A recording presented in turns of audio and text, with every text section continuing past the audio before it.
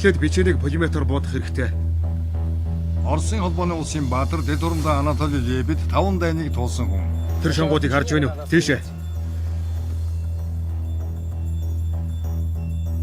Тэр харж байна уу?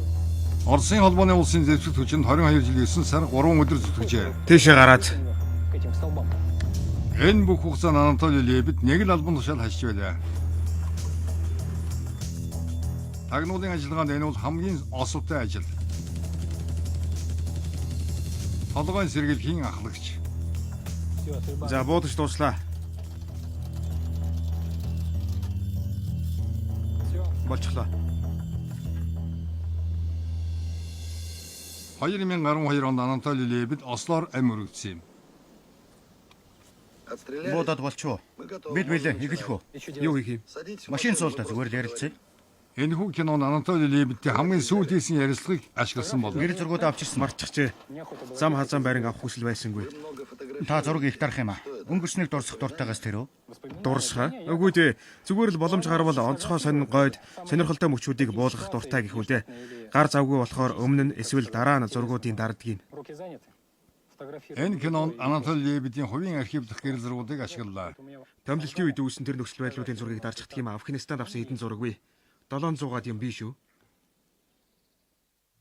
Афганистан, Югослав, Байснууд, шархалсан байдал, шагнал авч байна, гүрж, найзууд. Анатолий Лебед Орос Рембогийн түүх. Афганистан.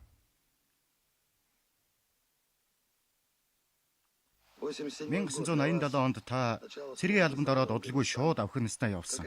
Яг тэр үед та хэр бэлтгэлтэй байсан? Үгүй дажгүй бэлтгэлтэй байсан.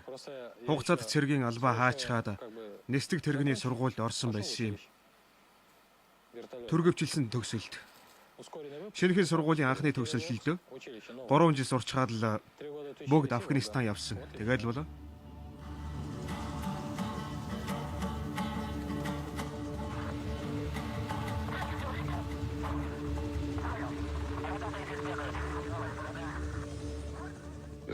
Тоосонд даруулмаар байвал Поли хөмрөө яв.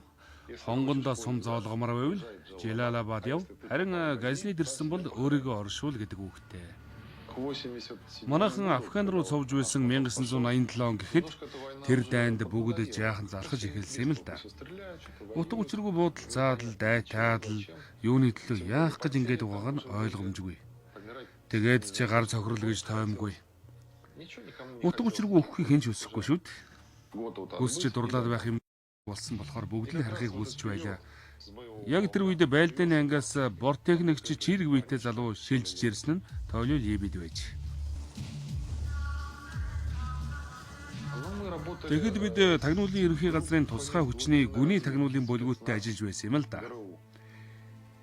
Энхийн цагт дайсны нутагт нэвтэрч зэвсгийн нууц газрууд, систем, штаб зэргийг устгах байлдааны даалгавартай байдаг. Тэд гар цохирлгүй шахам даалгавар гүйцэтгэгчдэг. Десантын ажиллагаа явагдах үед хамгийн түрүүнд хэн хаалга нээх вэ? Мэдээж хэрэг борт техникч. Мэдээж Толио. Борт техникч онгоцны тавцан дээр зогсоод бид нарыг буулгадаг.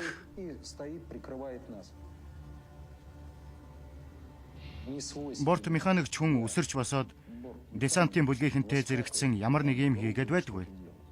Энэ бол тэрний хийх ёстой ажил биш. Дайралтууланд оржгүй хэр сориотой. Энэ дүрмийг Толио байнга зөрчиж хамт нисч яваа дараагаа захирагч нараа цухалдуулдаг байсан. Надтай нэг юм тохиолдсон юм. Манайхны газар наалдаж хэвтгэд түргсэн пулеметийн дуугаар Толио 2 дугаар нисгчдэг хоёул агараад гүйчихсэн. Тэгээд тэр пулеметчийг бүсэлж угаад гар бомбог шидэлж байтал дэлбэрэх чимээ сонссон душмануудаа нэмэлт хүчин явуулсан нь тэр хоёр руу дайрчилдэ. Манай хоёр зүгтж явахдаа арагшаа гар бомбог шидэж явж. Эхлээд давшилтан тэргэлдэг гар бомбог шидэж байтал дуусчихж. Тэгэхээр нь ширэн бомбог шидэж гарчээ. Хэлтэрхийн 200 м шидэгддэг. Гүйдэл дундаа арагшаа гарнаа шидээд байхаар нь душманууд өстө цочирдсан биз. Тэгэд манай хоёрыг оноогүй болохоор өнөө хоёр чинь бөөм баяр хөөр болсон амьтад нэстэг тэрэг рүүгээ ирж тэгээд бид нисэж билээ. Мэдээж тэр хоёрын хэлсэн үг яриаг энд давтаж хэлж болохгүй л дээ. тусгай хүчнийхэн ёстой нэг үнэхээр талархал дэвшүүлсэн дээ. Пулеметийн галаас аварсан болохоор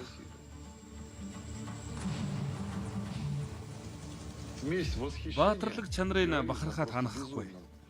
Бас чамархан тусгасраа хуруугаар эргүүлж залуусаа та нар чинь шившлэг тарин мэддэг юм уу хаашаа юм. Сум нэвтрдэггүй хантаас энэ төр байхгүй ч тулаан дороод л гэсэн юм. Тулаан давтахаараа тойлын огтөр хүн болчдөг. Рэмбо гэж хочдог нь олон хүн мэдэхгүй л дээ. Өөрөө ч Рэмботой адилхан шүү дээ. Кинонд гардаг Рэмбо мэдээж арай өөр л дөө. Дандаа хутгаж ядтаа явна. Мэргэн буудагчийн буугаар хүн буудахад ядаж цөөхөх юмгүй. Харин манай Рэмбо бол дууныхаа жадыг барьж хаад л гардан тулаан дорохтой суваров шиг амжилт залуусаагаа хашгирдаг. Тэр өөрийгөө Холливуудын баатар болгож орхисон. Үнэхээр л Холливуудын баатар. Амьдралаар нь кино хийсэн ч болно. Тэхийн бол жинхэнэ блокбастер гарна. Анатолих шиг ийм түүхийг зохиож бодож олоход ч үнэхээр бэрх. Анатоли 1990-ад онд улс орон зэвсэг түвчин уналтанд орсон. Та энд яаж хандж байв? Ёстой ч өтгөргүй мэд. Урд нь яаж алба хашиж байсан? Яг л тэр янзаараа зүтгэж явсан да. Улс төрд юу болж байгааг анзаардаг байсан уу? Улс төрд үү? Үгүй дээ. Ер нь л анзаарахгүй хичээдэг. Одоо бол магадгүй юм. Гэхдээ хаан зөрчилдөө эхэлж болзошгүйг л анхаардаг. Эсвэл эхэлчихсэн бол. Аль эсвэл тэр зөрчилдөөн ямархуу байдлаар дуусч байгааг харан тэгэл бол. Цэргийн бус энгийн амьдрал.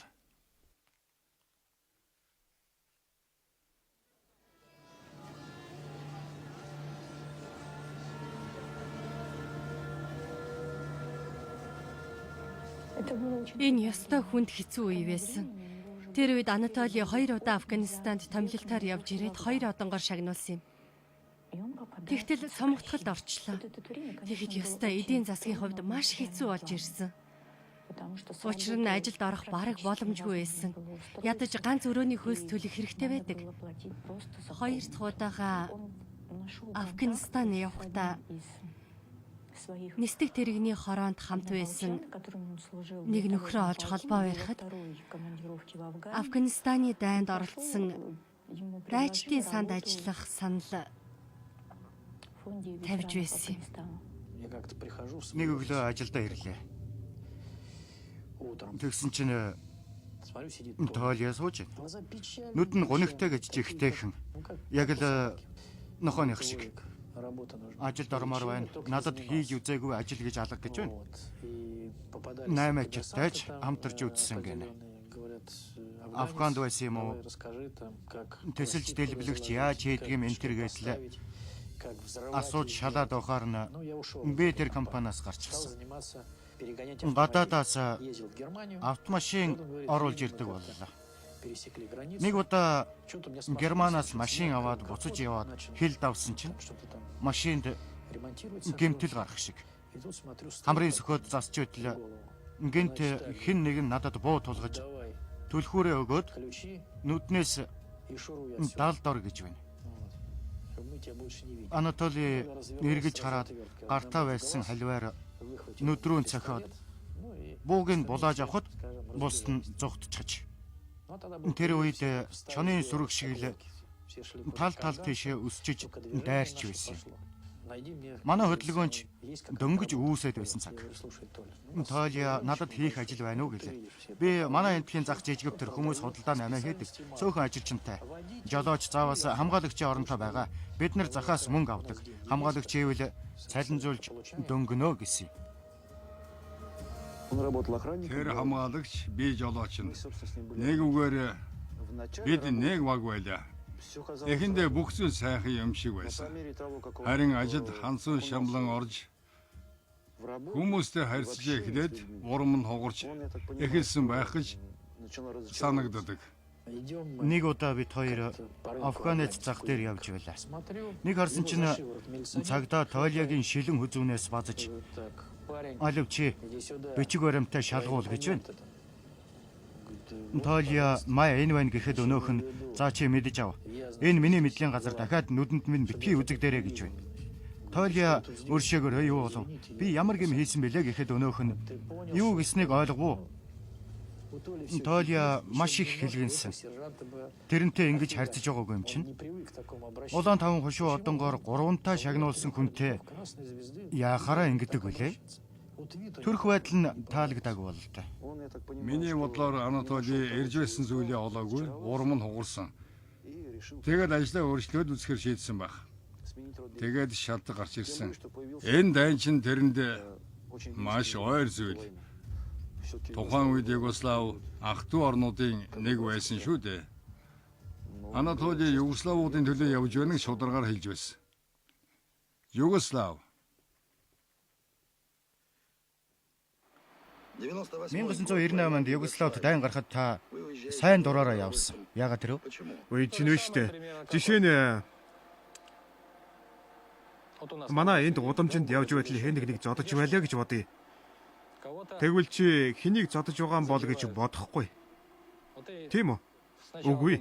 Гэхдээ мэдээж түмэн шалтак тоочоод хажуугаар нь өнгөрөөд явчих хүн гарах байх л да. Тэгвэл хажуугаар нь өнгөрөөд явчих бол дуусаа.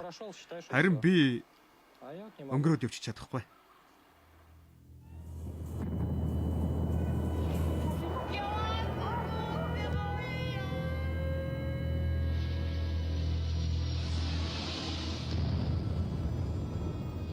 Оросын сайн дурынхан гэдэг нэр томьёотой би анх 1999 онд тулгарсан юм.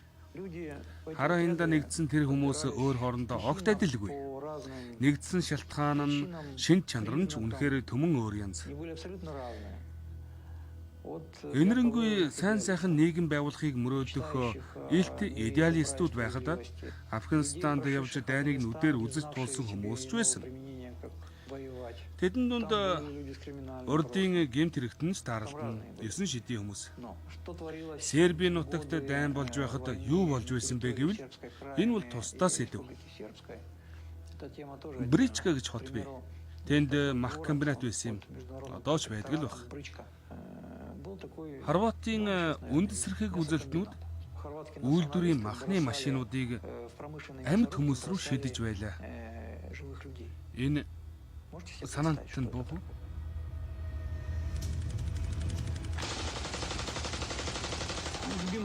Сербүүд бид Оросд 20 саяулаа гэж хэлэх дуртай байсан.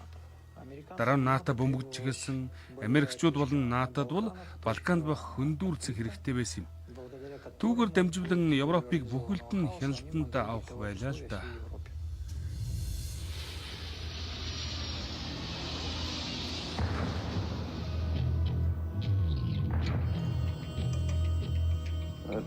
Югослав бол туршилтын бөмбөлөг. Үл нэгдэх хөдөлгөөний тэргүүний хувьд түүн дээр ашиггүй бол улс орныг устгах технологиг далайн чандаас туршсан хэрэг. Югослав бол өчигдөр, Чечен бол өнөөдөр гэдгийг бид мэдэж байсан. Харин маргааш юу болохыг зөвхөн Тэнгэр бурхан л мэднэ. Тухайн үед бол бид улс орноо аварч чадахгүй юу гэдэг үнэхээр эргэлзээтэй байсан. Үнэн алдартны шашинтны санваартны хувьд энэ удаа зогсоохгүй бол дараагийнх нь Уфа эсвэл Казан байна гэдгийг надад туйлын ойлгомжтой байсан. Бид нэг талаар эмнэлгийн хороо шиг байсан. Хил дээрх нүсүүийг тагладаг байлаа. Хаа нэгтээ ямар нэг юм болвол бид нарыг тийш нь явуулна. Ингээд хагас цагийн дараа бүх зүйл хэвэндээ ордог байсан. Тодорхой нөхцөл байдалд ирүүлсэн юмсыг тойлог олоод анзаарчдаг байсан. Нэг удаа бид даалгавар биелүүлж яваад ойд төр буудлахад 15 минутын дараа намайг дуудаж тийшээ хардаа тэнд нэг сони юм байна гэлээ. Харсан чинь ойн зах ногоон харин нэг мод шар өнгөтэй байна. Лавшруулаад хардлаа тэнд 2-3 хар толгой харагдлаа. Өнгөлн далдалд хийсэн байхгүй юу? Винто бууга аваад л тэр дорн цэвэрлж оргисон доо. Тойлог олоод харчхаж байгаа юм. Тийм ч учраас тойлогтой хамт байсан залуусын олонх нь өнөөдөр амьд яваа. Тойлогыг сайтар ажиж мэдэх боломж надад тохиолсон юм. Хэр зэрэг инхийн төлөө хүн бэ гэдгийг би сайн анзаарсан. Хичнээн мэдрэмтгий хүн байсныг мэдэх хүн цөөхөн л дөө. Энийг тойлог нуу чаддаг. Сом нэвтэрдгүй хантаасныхаа цаана. Мэдрэмтгий шүү. Зүгээр л хүйтэн хөндий царайлдаг. Гэхдээ нүд нь инээж байдаг байсан. Нүд бол сэтгэлийн тойл гэдэг үстэй.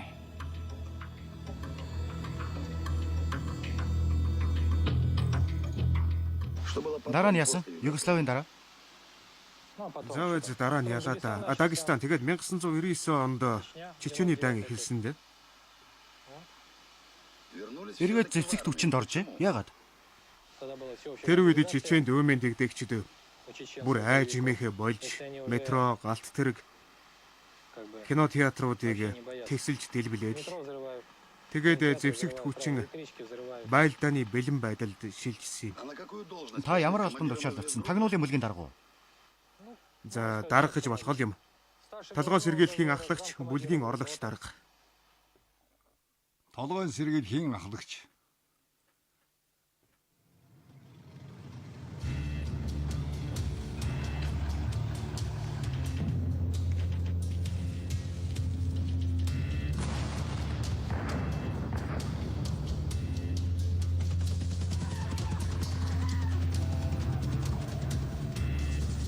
Толгойн сэргийлэх. Ардчин ява нийт хамт олонны нүд чих гэсэн үг. Нүд чих бас мэдрэмж. Би Тоолигийн ард явдаг байлаа. Яг ард нь. 1-2 хүний дараа. Тоолигийн мэдрэмж алдаж хөөдсөн удаа байхгүй. Хамгийн эхний байлдааны даалгаврыг би маш сайн санаж байна. Бид өндөрлөг газар байрлаж дайсны тохоо үеийн давуу хүчийг будцаа гэсэн. Тэгээд тойргийн хамгаалалтанд орсон юм. Тэгэхэд би буудах тодорхой хэсгийг хянаад хэвтэж байтал манан дундаас Тоолиа миний урдаас гараад ирсэн. Маш тайван, өөртөө итгэлтэй алхаж явахдаа хуруугаараа өөрийгөө зааж өөр хэн нэгэн биш гэдгээ мэдэгдсэн юм. Араас нь буудчихвэ гэж айж имээсэн шинжгүй. Өөрөөр хэлбэл тэрний үйл хөдлөлд ямар ч айдас, эргэлзээ, санаа зовсон зүйл огт байгаагүй. Тоолиг үйл хөдлөлөөрөө хамт олноо тайвшруулж чаддаг байсан юм. Тухайн газар орны нутгаар дөрөв зааснаар маш болгоомжтой, дээд зэргийн сонор сэрэмжтэй явах ёстой байдаг бол Тоолик магадгүй баг зэрэг чимээтэй, жаахан анхаарал султайч, маш хурдтай, бас аюулгүй явж өнгөрдөг. Учир нь тухайн мөчөд тэнд дайсан ирэхгүй гэдгийг тэр урдчлал мэдэрч чаддаг байсандаа л энэ бүхэн байгаа юм болов. Байлдааны гар сохирол. Московын десантын 6 дугаар ороотод тохиолдсон эмгэнэлт явдал тэдний амь өргөцсөн талаар ярихгүй юу? Үнэн хэрэгтээ тэгэхэд Чечений 2000 орчим дайтагч гараад ирэхийг би олж харсан юм. Тэд эм тан хоол хүнс зэр зэвсгийн тусламж авахаар тосгонд очих хэрэгтэй болж ил дээ. Тэгээд аргууны хавцлаас уулын нөгөө тал руу гарах гэж байж.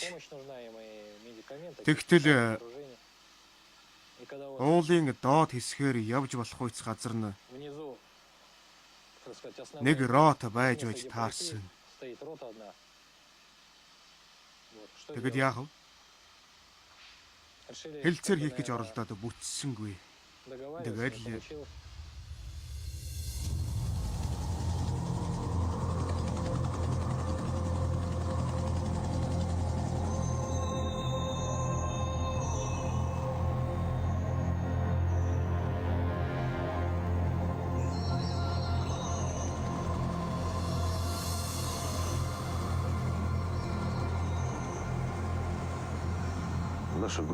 бид нэр батальоныг 410 дугаар өндөрлөг рүү аваачсан юм л да. Дээр гаргачихад өөрсдөө яваад өглөө. Өөр нэг өндөрлөг дээр их хэмжээний цас орсон болохоор нэстэг тэрэгнүүд ойртож чадаагүй. Тэгээд байлдаан хэлснээс хойш бүтэн хоног өнгөрсөний дараа бид тусалж чадаагүй. Тэр өндөрлөгүүд дээр байсан 6 дугаар ротынханд цаг хугацааны хувьд ч тэр хүн хүчний хувьд ч ямар нэг тусламж үнэхээр үзүүлж чадаагүй. Хэдэн цагийн дараа бидний байлдааны даалгаврыг өөрчилж тухайн ротод боломжит тусламж үзүүлэхийн тулд шаардлагатай зэвсэг техник маш түргэн базаах тушаал ирсэн юм. Тоолио бит хоёр толгойн сэргийлэхийн төрөнд нь явсан болохоор хамгийн түрүүнд тэр аимшигтай дүр зургийг олж харсан юм. Нэг газар бүр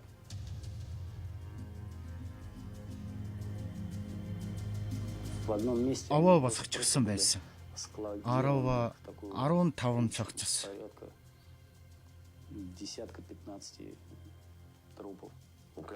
Бараг л хүн бүрийн нэг бол хоолоо хэрцсэн, үгүй бол үхсэн эсхийн шалгаж толгой руу нь буудсан байсан. Өөрөөр хэлбэл манай залуусыг хүртэл сэтгэл санааны цохилтонд оруулсан. Тэгэхэд Тоолиг нэг юм бариад байсан байх.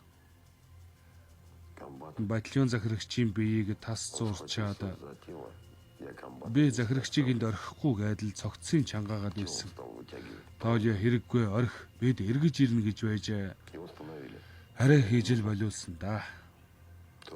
Дараа нь тэдний ширлийг аваачаар бид тэнд очив.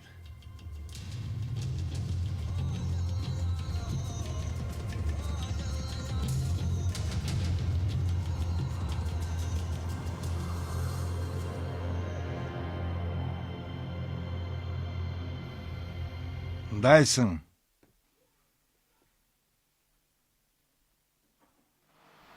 Таны хувьд Дайсон хэн бэ? Хувийн харьцаа бий юу? Хувийн харьцаа юу? Ямар ч үе юм байхгүй. Хэн байх нь хамаагүй. Афган, Иран, Америк хүн бай. Нөгөө талд орсон Орос хүн байж ч болно. Аль нь ч ялгаагүй. Одоо ч гэсэн яг адилхан. Зэвсэг барьсан дээрэмчил бол хэмбэ гэж асуух хэрэггүй.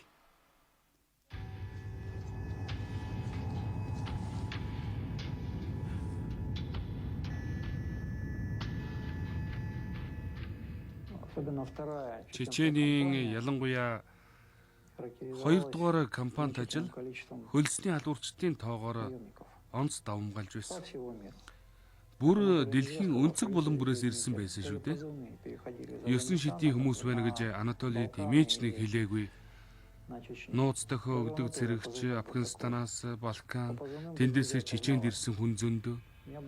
Анатолигийн нууц дохио өгдөг цэрэг нь ч тийм. Нууц дохиогоор нь бие таньдаг байсан.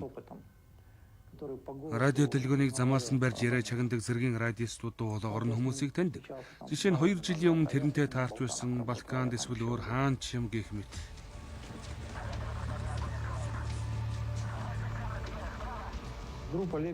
Лебедийн бүлгийнхэн байлдааны үеэр хар арснууд, турк харьяалтай хүмүүс, маш олон араб, Украины үндэслэх үзэлтнүүдийг буудаж хөнөөсөн. Өөрөөр яах ч бэлээ. Дүүнчлэн исламын шашинд орсон орсууд болон тэрс үзэлтнүүд маш харгас байдаг. Харамсалтай нь Кавказд Орос хэл мэдэхгүй ч буу шийдмийг хувийн эд юмсаас ялгаагүй тун сан эзэмшсэн хүүхэд залуусын бүхэл бүтэн нэг үе одоо өсөж торнож.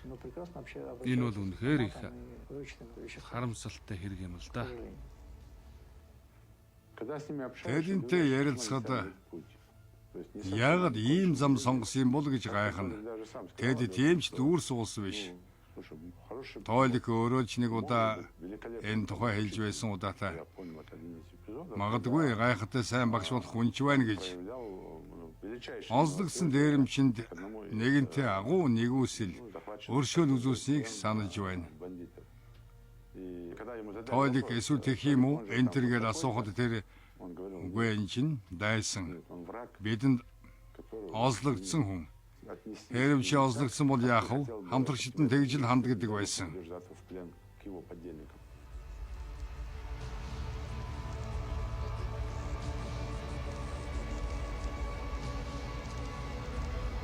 Шархалдсан нь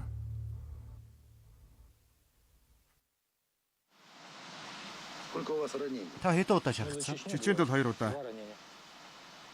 Тэгвэл нийт хэд вэ? Нийтдээ юу? 5-аас давсан. Хүн шарх уу? Үгүй дээ. 2003 онд бүрдэнг дэх эмнэлэгт хэвчсэнийг л хүнд гэж боддог да. Хөлний шарх уу? Тийм ээ.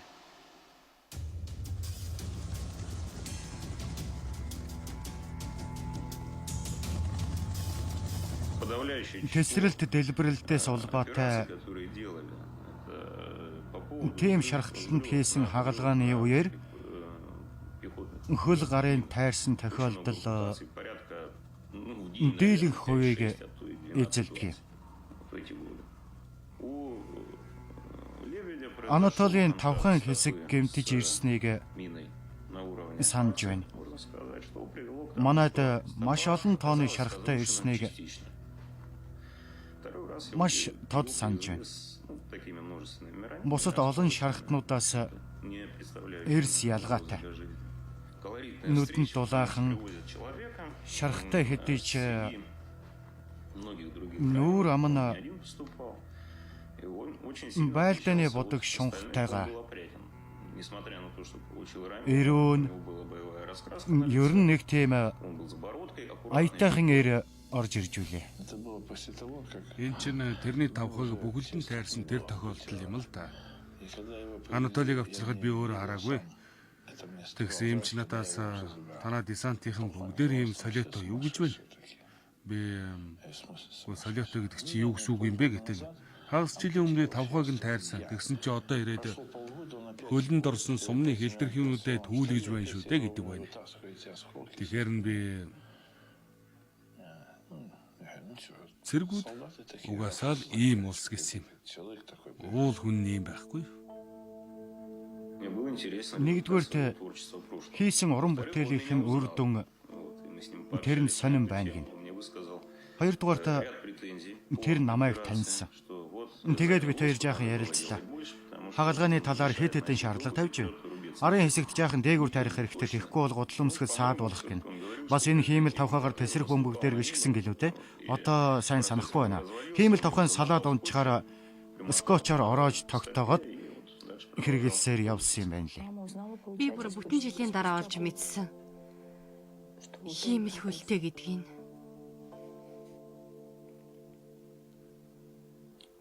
Толия ээжийг өгтөж аваад оруулж суулгасан. Тэгсэн ээж яагаад доглоод байгаа юм гэлээ. Аймс өмссөн байсан юм. Толик онцсон биштэй ээж минь. Дараа болъё. Дараа. Та замдаа ядраа байлгүй гэж байсан. Оройн биеийн тамирын өмдө тайлах үед ээж олоод харчихсан. Мэдээж ээж тэсэлгүй ойлсон. Харин Толик юунд ойлсон? Ихэндээ анзаараагүй үсттэй. Бүх юм зүгээр. Би байснараа л байна ш't гэж үлээ.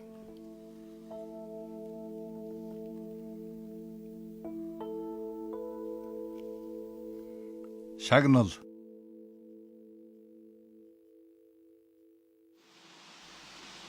Юуны учир Оросын баатраар шагнуулав? Одоо медаль өгсөөр байгаад залхацгаас юм байлгүй те.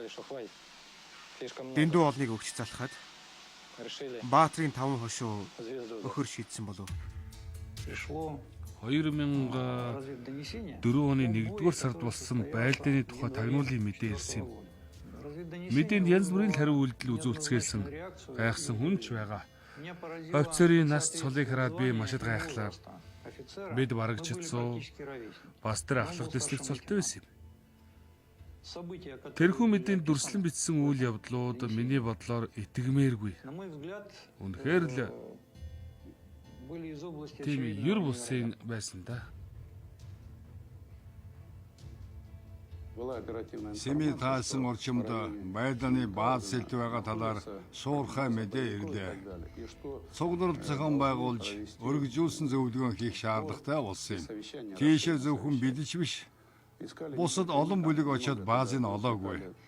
Анатоли бүлгээ аваад тийшээ явж толгойн сэргийлхэн дайснуудтай яг тулгарч.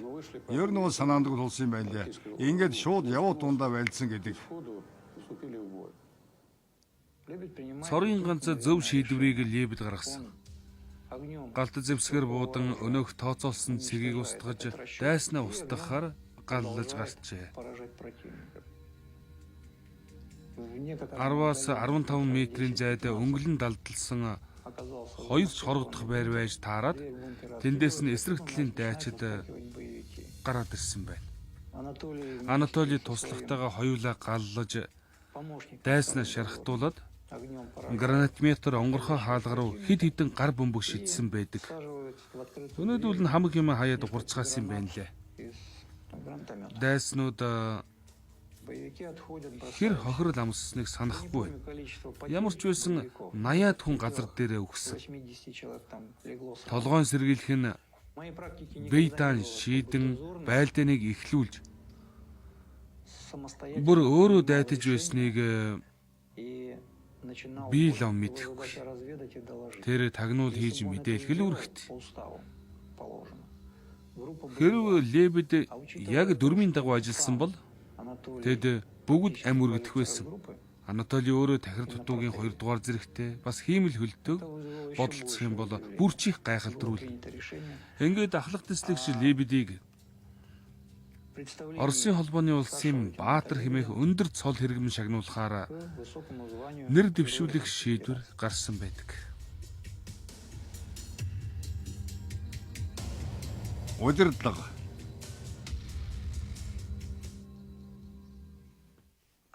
Ямагт удирдлагын зөв байдгүй. Батлах, итгүүлэх гэж оролдох үе гарна л да. Нөхцөл байдал янз бүр штэ. Харилцан буулт хийж харьцангуй зөв шийдэлд хүрдэг дээ.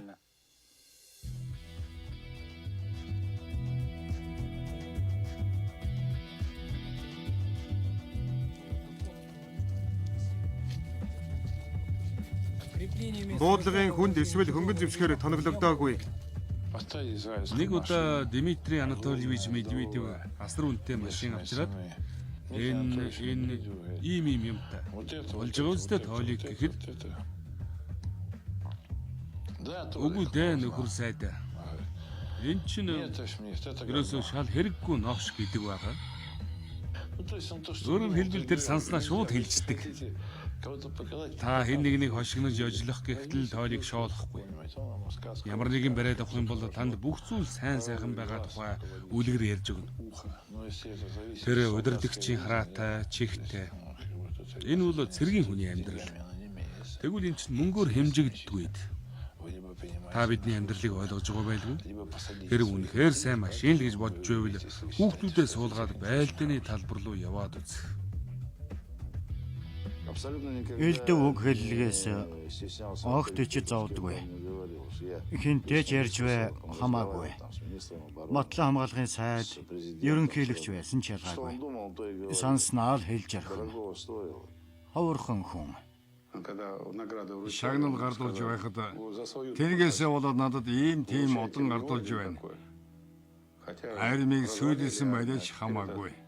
Хэн хүнд дуртайгаа хийх боломж олгох юм? Саакашвили мэтийн хүмүүс дураараа авирлах боломж олгоод эсрэгээр шууд хэлчихдэг хүн байсан. Гүрж улсад анги тайван байхыг албадсан нь. Төрлөх их орондоо харийн нутагт байлдааны ажиллагаа явуулах хоёр ялгаатай юу? Бас л ялгаагүй. Гол зорилт дэлхийг хамрах хүрээний асуудлын тухай бодох юм бол хинтээ ямар хүмүүстэй даалгавар биелүүлж байгаагаа мартна. Тийм биз дээ. Өнөө 10-15 хүн чинь л их орон гэсэн үг шүү дээ. Сэхэн Вали 2008 оны 8 сарын 8.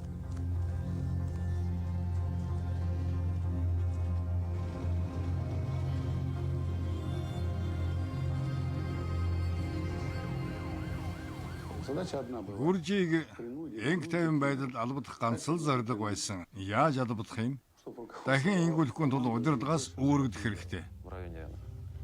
Потын хотын суурьшлийн бүсэд байлдаан гарч тэгтэл тэд тэнд байгаа юу үгүй юм уу тагнуулын ямар ч мэдээ байдгүй. Зарим газар хэрэг явдал дуусах тийш хандсан байлаа. Харин тэгтэл гүржийн тусгай хүчний 22 дайчин тэнд байж таарсан. Бид зэвсэг техникээ хуйгалсан хамгаалалт маягтай баг шиг талбай зогсоолоо. Мэдээж хэрв гүржүүд дуусгахыг хүсэх юм бол тэгээд манайх илүү хохирол амсан л да. Энд хинч томлоогүй байхад Тоoli өөрөө байлдааны хуйгт машинаас гарч ирээд ахлагч нь хэмбэ над дээр. Тэгэхгүй бол бид бүгдээрээ ирчгээд байна. Та нар эсэргүүцээд нэмэргүй бууж өгцгөө. Гүйцээ. Автомат бугар ахлагчийн гидс рүү хатахад ахлагч нь хулчийнхыг цэргүүд нь харсан. Тэгтэл манай тагнуулууд ойртод ирсэн. За юу хийгээд угаам зэвсгээ хураалгацгаа гэхэд бүгд хураалгасан. Үйл хөдлөлөөрөө тэр бусдаа байраа эзлэх боломж олгосон.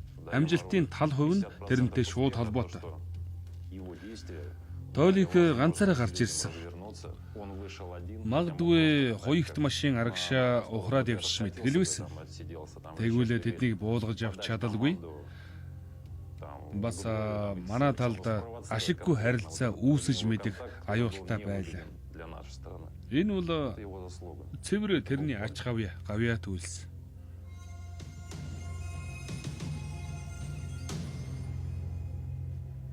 Десантын зэрэг байхаа мэдээж сайхан. Тэгтээ дугуй хөх малгай судалтай цамц өмсөд л болчдөг юм биш. Толгой нь багч болов ажилдаг байх хэрэгтэй.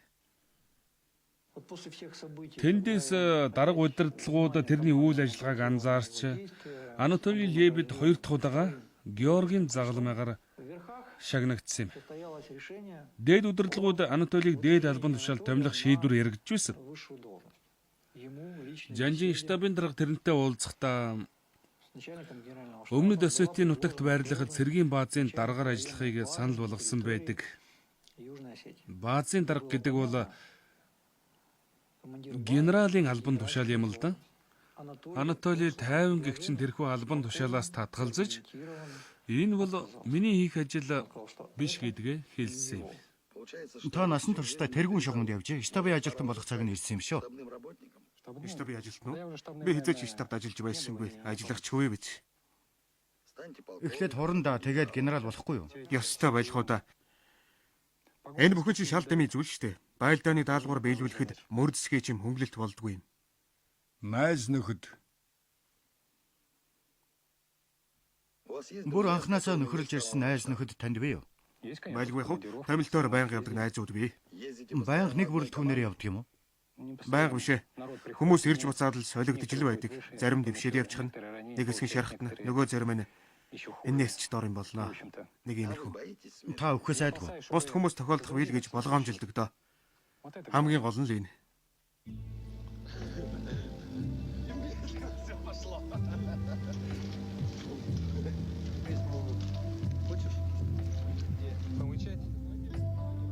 Соёя найз нөхөд ховортой байхгүйтэй адил дотн найз гэж бараг байхгүй.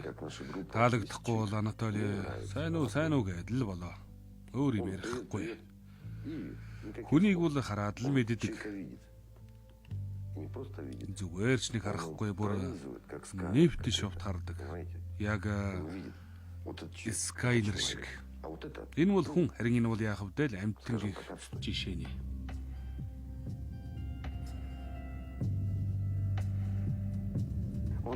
Анатолий нилээд төвхтэй үнэхээр хүнд хүн. Хүнийг гомдоож мэднэ ярина. Өөрөө ч гомдчихно. Хаяа тийм ч шудраг биш цагнаж магад. Өөрөө бол тоглоом мэргэн сайтай хүн. Энийг үрэж хар бараанаас өөрийгөө сатааруулах нь бий. Надад бол хөгжим тус болдог. Харин Толик нохотойгоо байнга хамт. тэднэр нэг удаа ажиллагаанд явсан юм. Тэгээд эрэхтэн Анатолийг гөлөг олж л бяцхан амтаа гөлөг аваад харилсан. Учир нь гөлөг маш яахан өрөвдөлтөй амт юм байж л дээ. Асартаа оруулаад тэр өөр нэгэн ингэсэн бол оруулахгүй л дээ. Харин тэр өөрөө авчирд оруулж ирэхэд бид нар өглөж үлдээхээр болсон юм. Гөлгөө нухаш гэж нэрлсэн ямар ч та юм гэж юу? Цэргийн хуурай хүнс байдаг юм а нухаш гээд. Тэрнийг ясна амтрахын нэгэж ухаан алдаг шахан. Тэгээд нухаш гэдэг нэртэй болсон төвхтэй. Нэг удаа би чи яагаад дүргэж нохотой зурлаж байдаг юм бэ гэж асуулаа. Бидэнтэй байхад надад илүү хялбар байдаг юм шүү дээ. Нүдрүүн хараад л найз маань надаас хизээч урахгүй гэдгийг би мэддэг юм а гэж хэлж билээ.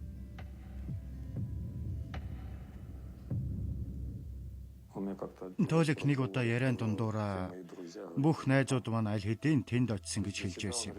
Өөрөөр хэлбэл тэрний хувьд тэр энд жаахан саадчих хичээлтэй. Яг тэгж хэлсэн. Бүх найзууд минь тэнд байгаа. Агарын десантын цэргийн дэд туранда Оросын холбооны улсын баатар Анатолий Лебед Москвад автын ослоор амиа алдаж тэрээр мотоциклтэй явж яваад урьдчилсан таамгаар бол замын хашлаг мөргөж осолдсон бол ослын үед авсан гэдлийн улмаас газар дээрээ нас барсан байна. Анатолий осолдох үед утсаа зам дээр унагсан байж цагдаа утсыг аваад хартал ах гэж байхаар нь уцтаж ингээд надад хэлсэн. дүү чинь нас барчихлаа гэж. Мотоциклд явж байгаад осолдсон. Магадгүй нөгөө талаас Афганистаны Чечений уул мөр байж болох юм. Учир нь дайснууд нь түүнийг маш сайн мэддэг байсан. Мөрдөн байцаалтаараа илрүүлээгүй. Нарийн ширийн байгаа. Яалтачгүй л байгаа. Үүнээс яг 7 хоногийн дараа миний мотоциклийн урд тоормсыг хэн нэгэн сулжчихсан байсан. Тоормсгүй мотоцикл бол зайлшгүй үгүй гэсэн үг. Би учрыг нь олох гэж оролж эхэлсэн. Магадгүй хэн нэгэн агарын десантын цэргийн тагнуулаас ангижирахыг хүссэн юм билүү. Дараа нь задлан шинжилгээгээр өөр шалтгаан үхэлд хүргэсэн гэсэн дүгнэлт гарсан л доо. Тэр чинь албаа үргэлжлүүлэхээр бэлтгэж байсан хүн. Тэгтэл зүрхний өвчтэй байж. Тэгээд тойлог энийг нуудаг байсан дэрж байдаггүй зүрхний месаслын илгэснийг бид нас барсныхан дараа л олж мэдсэн. Зүрхэндээ галапон суулгуулсан байж л дээ. Месасл амжилттай болсон. Харин тойлог хагас жилд 3-аас 4 сар өөртөө санаа тавьсан бол ийм юм болохгүй ч байсан юм билүү. Цэргийн хүн болохоор тэр маань элдв шарахын тэр дасчихсан. Нэг их чухал зүйл тооцдог байсан л да. Нэг удаа би дүүдээ тоолё бие гамнаж яваараа гэхэд бие гамна гэдэг чинь хамтран зүтгэгчтэй хүндлэхгүй гэсэн үг шүү дээ гэж. Ямар нэг зааг хязгаар гэж байх ёстой. Зогсох ёстой хэл шугам. Тооликийн хувьд энэ тал дээр болсонгүй дээ. Нас нэмэх тусам томилолтоор явахдаа улам ихийг, улам сайн хийх хэрэгтэй гэж чи ойлгоно. Учир нь амьдрал гэдэг тийм ч урт биш шүү дээ. Зум бол бүр яарвчлах, ихийг хийж туслах хэрэгтэй.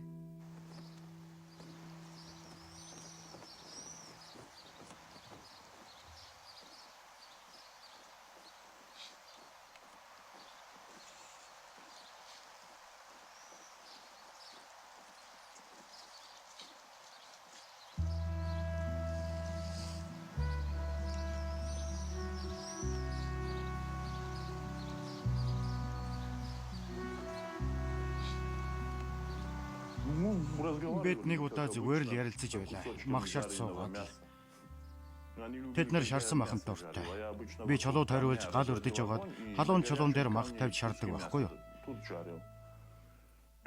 Яг тэгээд ярилцаад сууж байтал тооликийн ухаан санаа шал өөр газар байгааг би хараад юу бодож байгаа юм бэ гэсэн чинь Харлитэй болохыг мөрөөддөг гэж хэлсэн. Тэгэхээр би тэр Харли гэдэг чи юу юм бэ гэсэн чинь мотоцикл гэж үлээ. Мотоцикл дуртай юм уу гэсэн чинь тийм гэсэн. Мотоцикл дуртай гэж ястай санаагүй. Юунда тэгтлэх дурлдаг юм бэ гэсэн чинь эрхчлөө гэсэн юм да.